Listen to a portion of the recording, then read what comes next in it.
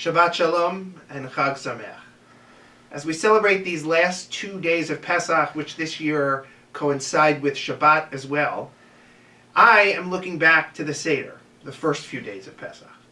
One of the most seminal lines of the Seder is Bechol dor vador chayav adam lirot et atzmo ki ilu hu yatsa mimitzrayim. In every generation, we are instructed to see ourselves as though we too left from Egypt. How do we do this? Well, on the one hand, we can imagine ourselves as slaves in ancient Egypt. But I think it involves much more than that. I would say to you that wherever you find yourself at any given moment, whatever place in your life you might be, that on some level you are in Egypt. On some level you are enslaved. We are all enslaved by things in our lives that we don't correct, that we don't better, that we don't fix. By relationships that have fallen by the wayside that we don't reconnect. On so many levels, at any point in our lives, we are in Egypt. But there's good news.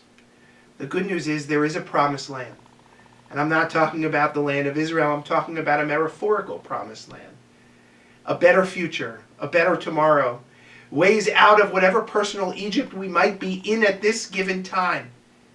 Now there's one more piece of challenging news. You're going to have to go through the wilderness to find it. The reality is to truly make a difference in our lives, to truly find a way to eschew the individual ways that we are enslaved, both physically, spiritually. Then we have to journey through the wilderness, just like the ancient Israelites did, so that we can find our promised land.